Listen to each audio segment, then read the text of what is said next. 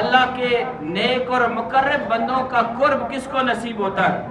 تو اصول یہ مل گیا، اور قرآن مجید کی ہر آیت میں ہم یہی پڑھ رہے ہیں، جتنی بھی آیات پڑھ رہے ہیں اور پڑھیں گے اس میں اصول یہی ہے کہ سچا ماننے والا وہ ہوتا ہے جو پیچھے چلنے والا، محبت اس کی قبول ہے جو پیچھے چلنے والا ہے۔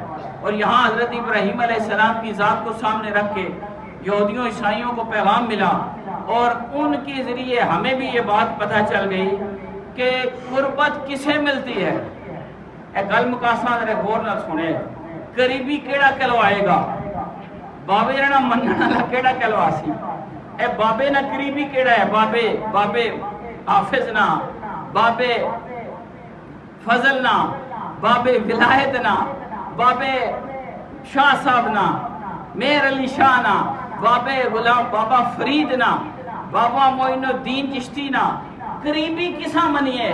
سارے ہی آخنے اساں منو بھئی اساں منو، میں پیر ہاں جی، ماں نہ جیتی جی، خلافت میرے کھاتے جائے جی، اساں سینے نے بال بنا کے گئے نہیں جی، فلانی بات ہے جی، فلان جھوٹ، سارا جھوٹ۔ اللہ نے کہا چھوڑ دو ساریاں کہانیاں، اے اصول میں دے سٹنا کہ ابراہیم کا قریبی وہی ہوگا، اتبعوہ ہو جو ان کے پیچھے چلنے والا ہوگا، جو ان کی پیروی کرنے والا ہوگا، جو صاحب کردار ہوگا، جو ان کے طریقے پر چلے گا، جو ایمان کے اس درجے کو اپنائے گا، وہی اللہ کے نبیوں کا اور اللہ کے ولیوں کا سچا پیروکار کہلائے گا۔ اور جڑا خالی نعرے مارے بھئی اساں بابے نے منن والے، اساں بابے نے مرید ہاں، تے نسب و تبدیل کر کے ساری زمین ہڑپ، تے اتھے قرآن نے آیت نے مطابق بابے نہ قریبی نہیں، بابے نہ دشمن ہے۔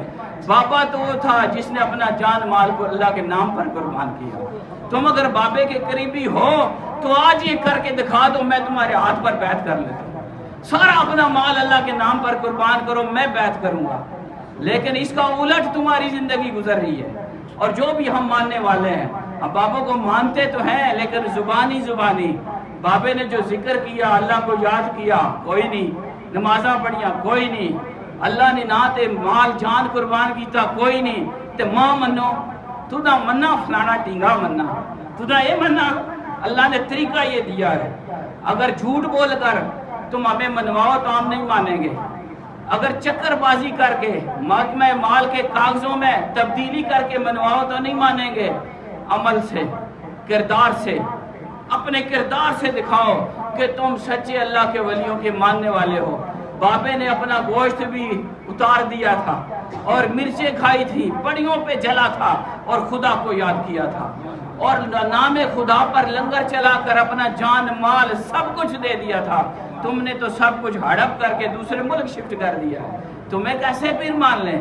تمہیں کہ ہم تو مسلمان نہیں مان سکتے قرآن کے اصولوں کے مطابق، کیونکہ قرآن یہی اصول دیتا ہے، سچا ابراہیمی وہ، سچا مسلمان وہ، سچا عاشق رسول وہ، سچا ولیوں پہ ماننے والا وہ جو ان کے راستے پر چلنے والا ہے۔